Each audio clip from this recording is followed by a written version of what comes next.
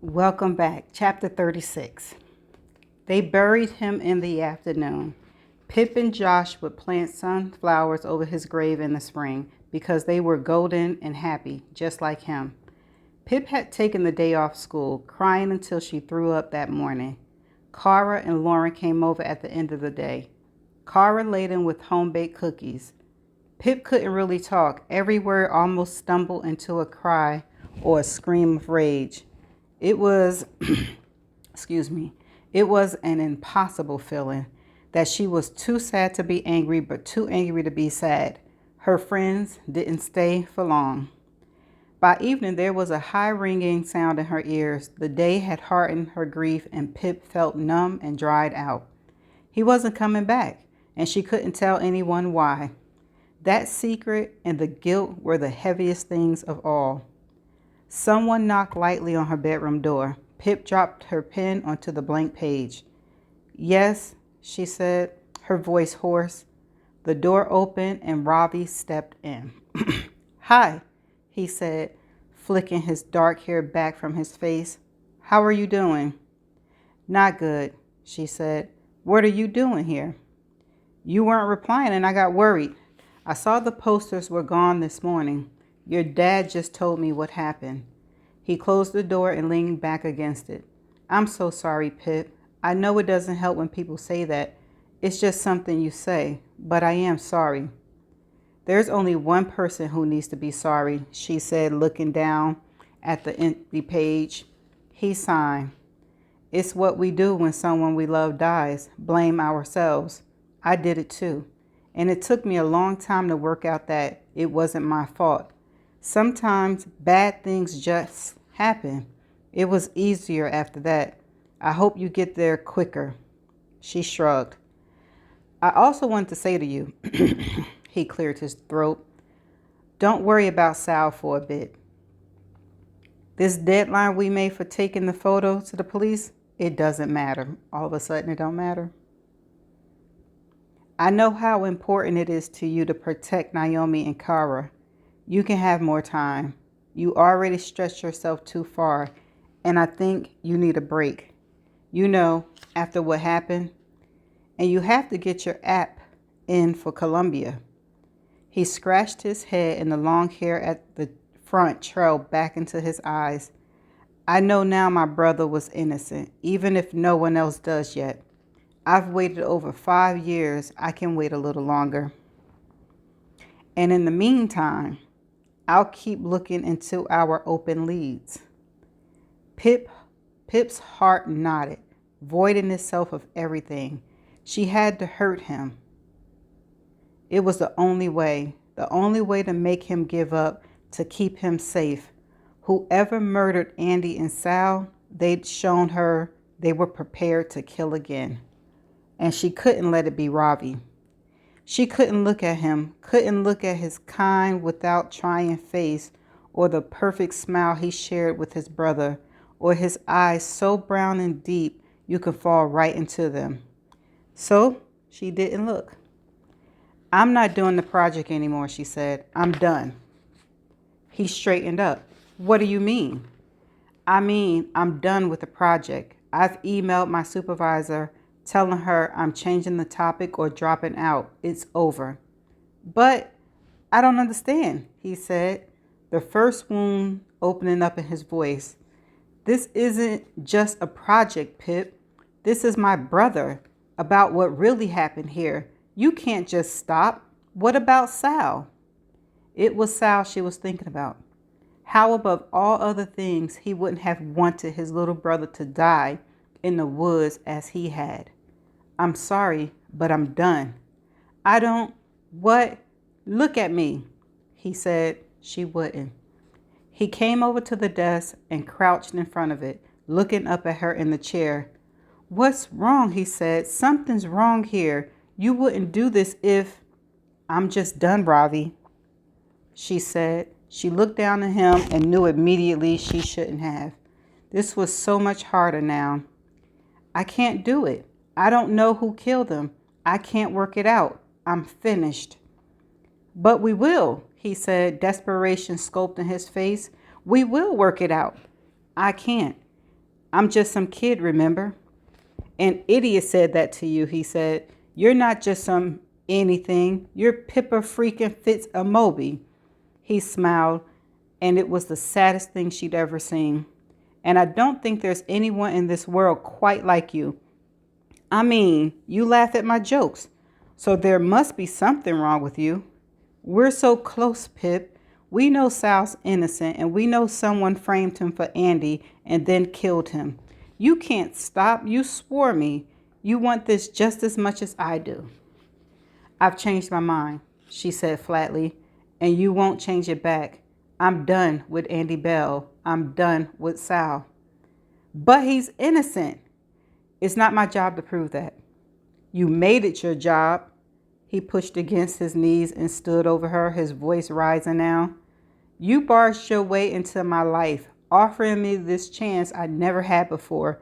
You can't take that away from me now. You know I need you. You can't give up. This isn't you. I'm sorry. A 12-heartbeat silence fell between them. Pip eyes on the floor. Fine, he said coldly.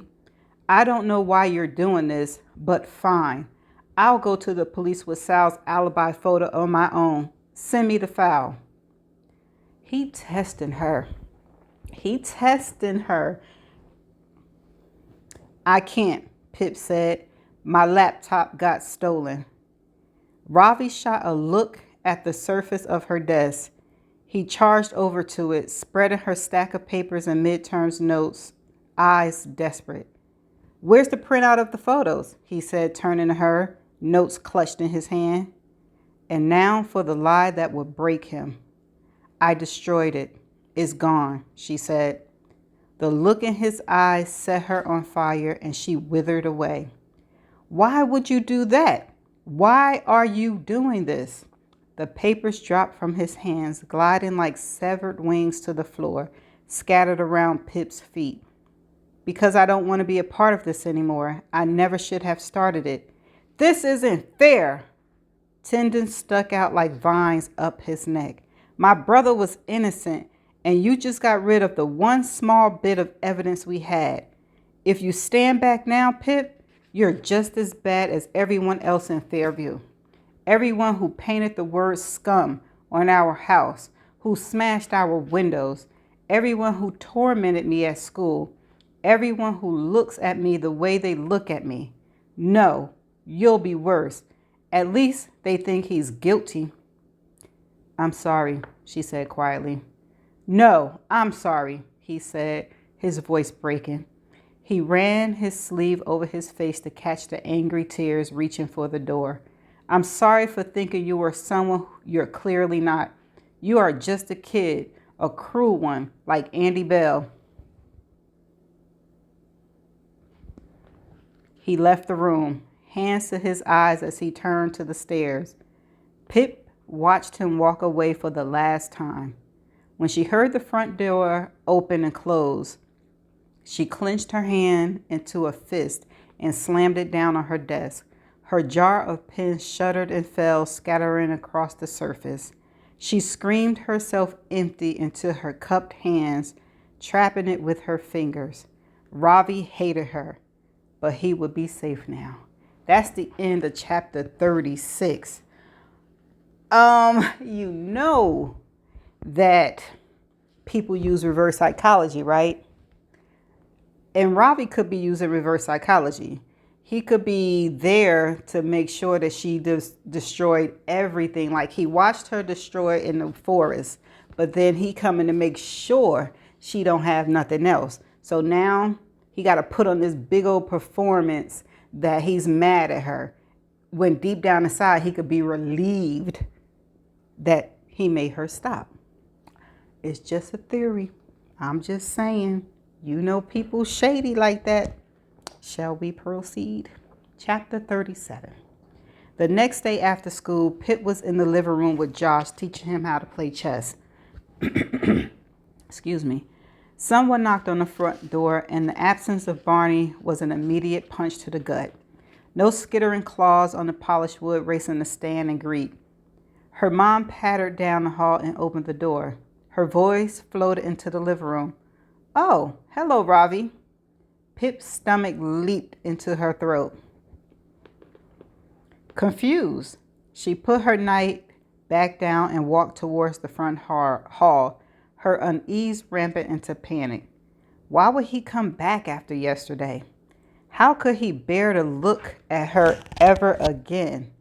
Unless he was desperate enough to come and ambush her parents, tell them everything, and try to force Pip to go to the police. She wouldn't do it. Who else would die if she did? She looked towards the front door to see Ravi unzipping a large sports bag and dipping his hand inside. My mom sends her condolences, he said, pulling out 2 large Tupperware boxes. She made you a chicken curry, in case you didn't feel like cooking. Oh, Pip's mom said, taking the boxes from Ravi. That's very thoughtful. Thank you. Come in, come in. You must give me her number so I can thank her. Ravi? Pip said. Hello, Trouble, he said softly. Can I talk to you? In Pip's room, Ravi closed the door and dropped his bag onto the carpet. Pip stuttered, looking for clues in his face. I don't understand why you came back. He took a small step towards her. I thought about it all night, literally all night. It was light outside when I finally slept, and there's only one reason I can think of, only one thing that makes sense, because I do know you, and I wasn't wrong about you. Someone took Barney, didn't they? He said, someone threatened you, and they took your dog and killed him so you would stay quiet about Sal and Andy. The silence in the room was buzzing and thick. She nodded and her face cracked. Don't cry, Ravi said, closing the distance between them in one swift step. He pulled her into his arm, locking his arm around her. I'm here, he said. I'm here. Pip leaned into him and everything. All the pain, all the secrets she caged inside came free, radiating out of her like heat. She dug her nails into her palms, trying to hold in her tears. Tell me what happened, he said when he finally let her go. But the words got lost and tangled in her throat. She pulled out her phone and clicked to the messages from unknown, handing the phone to him. She watched Ravi's eyes darken as he read through. Oh, Pip, he said, looking at her wide-eyed. This is sick. They lied. She sniffed. They said I'd get him back, and then they killed him. That wasn't the first time they contacted you, he said, scrolling up. The first text here is from October the 8th. That wasn't the first. She pulled open the bottom drawer of her desk and handed Ravi the 2 sheets of printed paper, pointed at the one on the left. That one was left in my sleeping bag when I camped in the woods with my friends at the end of August. I saw someone watching us. That one, she pointed to the other, was in my locker last Friday. I ignored it and kept going. That's why Barney's dead, because of my arrogance, because I thought I was invincible and I'm not. We have to stop. Yesterday, I'm sorry, I didn't know how else to get you to stop, other than to make you hate me so you stayed away and dropped this. It's hard to get rid of, he said, looking up from the notes. And this isn't over. Yes, it is. She took them back and dropped them onto the desk. Barney's dead, Ravi. And who will be next? You? Me? The killer's been here in my house, in my room. They read my research and typed a warning on my computer. Here, Ravi, in the same house as my 9-year-old brother. We've been putting too many people in danger. Your parents could lose the only son they have left. She broke off, an image of Ravi dead in the autumn leaves behind her eyes. Josh beside him. The killer knows everything we know. They've beaten us, and we have too much to lose. I'm sorry that it means I have to abandon Sal. I'm so sorry. Why didn't you tell me about the threats? He said. At first, I thought it might just be a prank, she said, shrugging. but I didn't want you to know in case you made me stop. And then I just got stuck, keeping it a secret. I thought they were just threats. I thought I could beat them. I was so stupid." "You're not stupid. You were right all along about Sal," he said. "He's innocent. We know that. But it's not enough. He deserves for everyone to know that he was good and kind until the end. My parents deserve that. And now we don't even have the photo that proved it." "I still have the photo," Pip said quietly, taking the printout from the bottom drawer and handing it to him. "Of course I'd never destroy it. But it can't help us now." "Why?" "The killer is watching me, Ravi, watching us.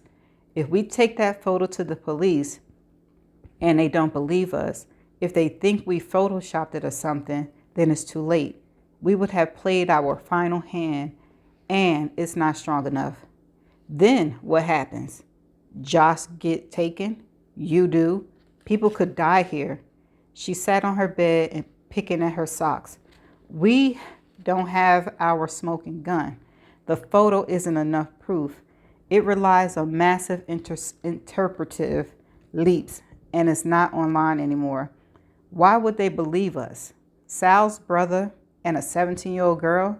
I hardly believe us. We just have stories about a murdered girl, and you know what the police here thinks of Sal? Just like the rest of Fairview. We can't risk our lives on that photo alone." "No," Ravi said, laying the picture on the desk and nodding. "You're right. And one of our main suspects is a police officer. It's not the right move. Even if the police did somehow believe us and reopen the case, it would take them a long time to find the actual killer that way. Time we don't have." He wheeled the desk chair over to face her on the bed and straddled it. "So, I guess our only option is to find them ourselves." "We can't," Pip started. "Do you seriously think walking away is the best move here? How would you ever feel safe again in Fairview, knowing the person that killed Andy and Sal and Barney is still out there, knowing they're watching you? How could you live like that?" "I have to." "For such a clever person, you're being a real idiot right now." He leaned his elbows on the back of the chair, chin against his knuckle. "They murdered my dog," she said. "They murdered my brother. And what are we going to do about it?" He straightened up, a daring glint in his eyes.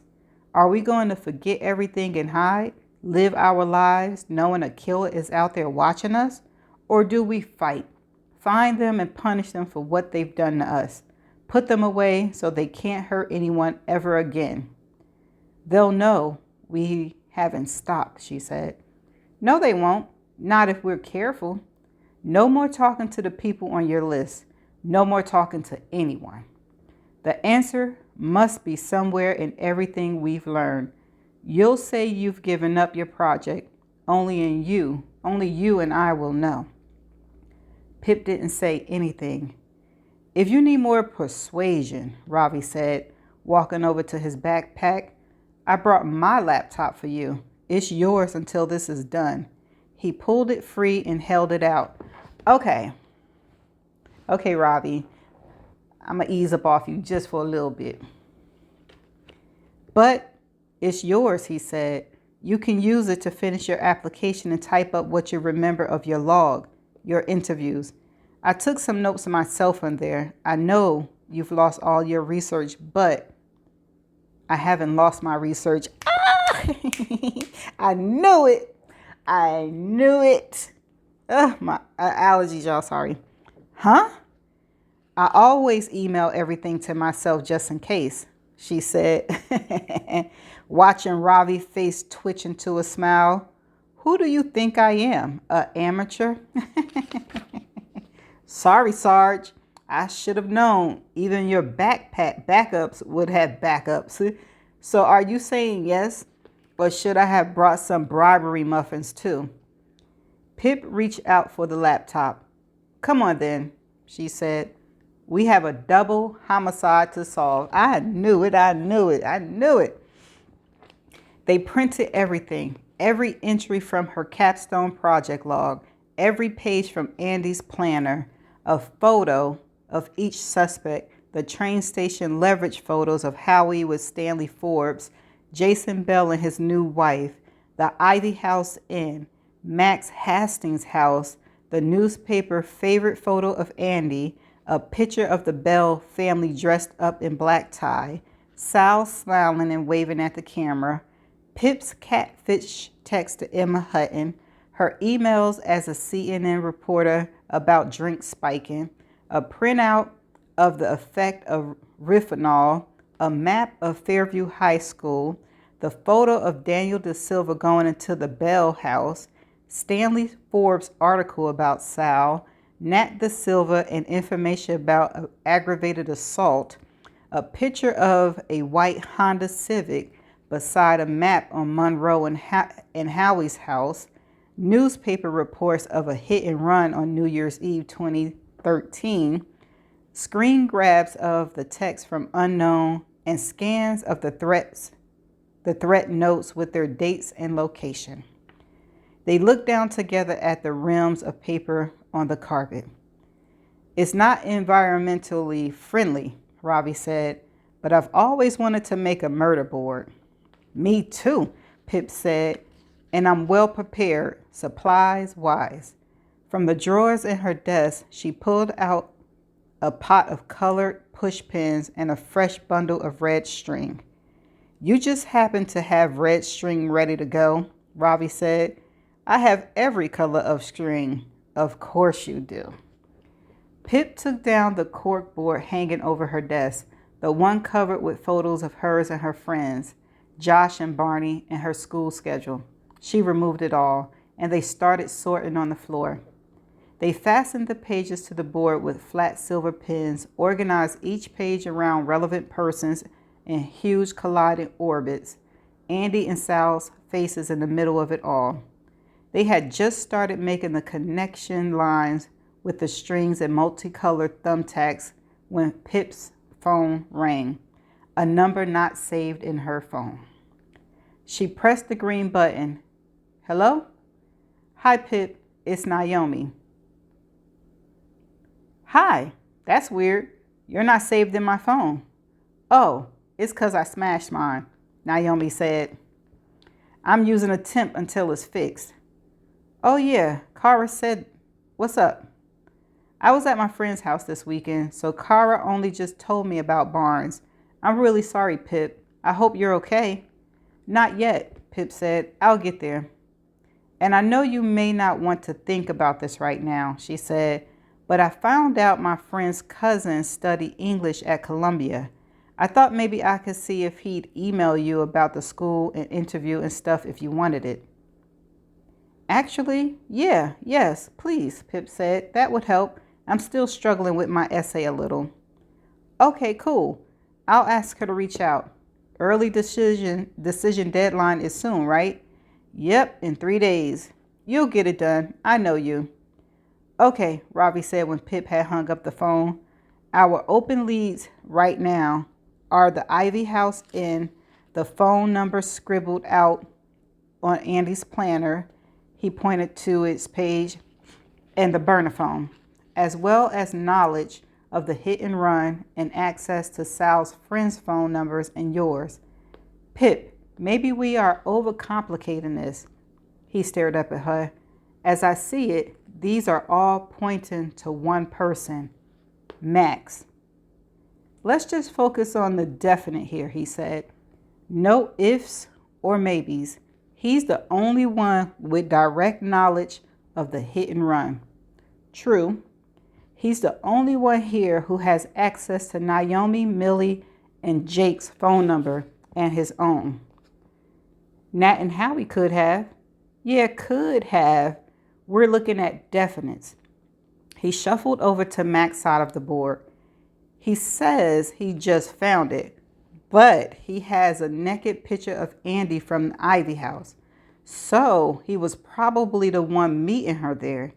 He brought Rifanol from Andy, and girls were getting spiked at Calamities.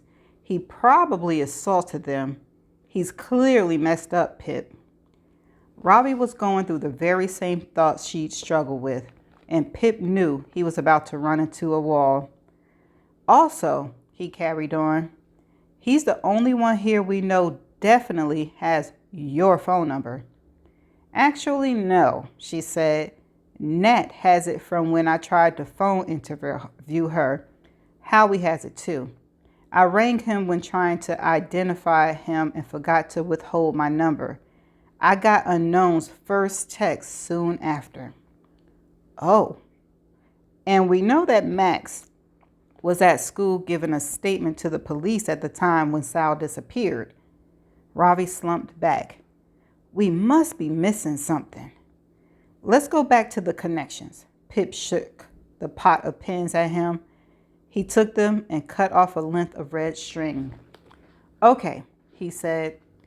The two De Silvers are obviously connected, and Daniel De Silver with Andy's dad, and Daniel also with Max, because he filed a report on Max's crash and might have known about the hit and run. Yes, she said, and maybe covered up drink spiking. Robbie wrapped the string around a pin and then pressed it in, hissing when he stabbed himself in the thumb and a tiny bubble of blood burst through. Can you stop bleeding all over the murder board, please? Pip said. Robbie pretended to throw a pin at her. So, Max also knows Howie, and they were both involved in Andy's drug dealing, he said, circling his finger round their three faces. Yep, and Max knew Nat from school, Pip said, pointing. And there's another rumor she has had drink spiked as well. Lines of red fraying string covered the board now, webbing and crisscrossing each other. So basically, Robbie looked up at her, they are all indirectly connected with each other, starting with Howie at one end and Jason Bell at the other. Maybe they all did it together, all 5 of them. Next, you'll be saying someone has an evil twin. And that's the end of chapter 37. Okay.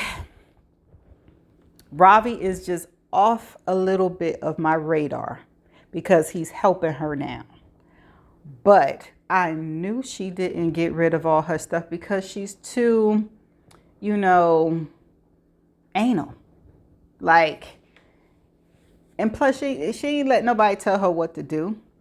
And Ravi is there helping her, trying to connect the dots. We all missing something. We all missing the connections. I don't know if it's obvious or what, but doggone it, this is good.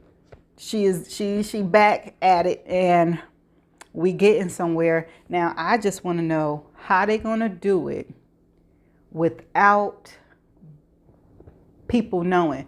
Okay, so if they had decided that they're not gonna talk to nobody no more, right? Nobody should be knowing what they're doing. And if somebody find out what they're doing, then Ravi, you back on my list. Unless her daddy or Josh or her mother is eavesdropping. And Jason Bell, not Jason, her daddy knows something or something. It's still close to home. But anyway, that's it for this chapter. I shall see you in the next chapter. Bye for now.